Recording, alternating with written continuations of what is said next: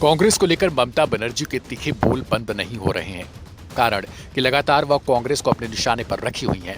वहीं अब दीदी ने कांग्रेस को एक सलाह दी है। कुछ विशेष क्षेत्रों में लड़ाई का नेतृत्व क्षेत्रीय नेताओं द्वारा किए जाने का विचार रखा और सुझाव दिया कि कांग्रेस चाहे तो वह 300 सीटों पर चुनाव लड़ सकती है। हालांकि ममता ने यहां भी वाम दलों पर तंज जारी रखा और कहा कि कुछ दल INDIA पर कब्जा चाहते हैं।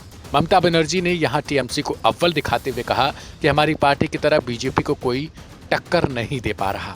बता दें कि कोलकाता में हो रहे सर्वधर्म रैली में संबोधन के दौरान TMC प्रमुख ने कहा, मैं इस बात पर जोर देती हूं कि कुछ विशेष क्षेत्रों को क्षेत्रीय दलों के लिए छोड़ दिया जाना चाहिए। कांग्रेस अकेले 300 सीटों पर चुनाव लड़ सकती है।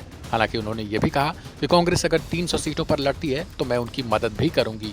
ममता ने कहा, उन सीट पर मैं चुनाव नहीं लड़ूंगी, लेकिन वे अपनी बात पर अड़े हुए हैं। कांग्रेस का स्पष्ट रूप से उल्लेख किए बिना ममता बनर्जी ने राज्य में सीट बंटवारे को लेकर बातचीत में देरी के लिए उसकी जमकर आलोचना की। ममता ने कहा कि मेरे पास भाजपा से मुकाबला करने और उनके खिलाफ लड़ने की ताकत और जनाधार भी है, लेकिन कुछ लोग सीट बंटवारे को लेकर हमारी बात नहीं सुनना चाहते हैं। अगर आप भाजपा से नहीं लड़ना चाहते तो कम से कम उनके खाते में सीट तो मत जाने दीजिए। ममता बनर्जी ने मार्क्सवादी कम्युनिस्ट पार्टी जैसे दलों का विरोध जारी रखते हुए कहा कि मैंने विपक्षी दलों की बैठक में गठबंधन का नाम INDIA रखने का सुझाव दिया था, लेकिन जब भी मैं बैठक में शामिल होती हूं तो मैं देखती हूं कि वाम दल इसे नियंत्रित करने की कोशिश करते हैं। यह कतई स्वीकार्य नहीं है।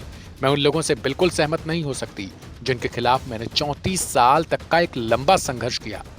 ममता बनर्जी ने कहा कि इस तरह के अपमान के बावजूद मैंने समझौता किया और INDIA गठबंधन की बैठकों में हिस्सा लिया।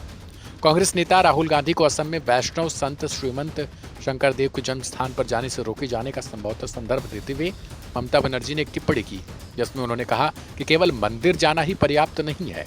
ममता ने यहां मोदी सरकार पर भी जमकर निशाना साधा और कहा कि वर्तमान सरकार को अगर हराना होगा और इनकी सोच को हराना होगा तो इसके लिए हम सभी को एक साथ आना होगा।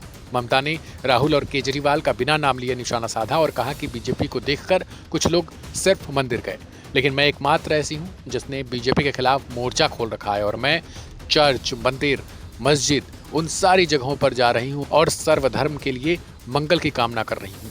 इस दौरान उन्होंने मंदिर, मस्जिद, चर्च और गुरुद्वारे जैसे विभिन्न उपासना स्थलों का दौरा किया। यह रैली अयोध्या में नवनिर्मित राम मंदिर में रामलला की प्राण प्रतिष्ठा के दिन आयोजित की गई थी। यानी साफ है कि ममता बनर्जी भी बीजेपी को घेरने की पुरजोर कोशिश कर रही हैं।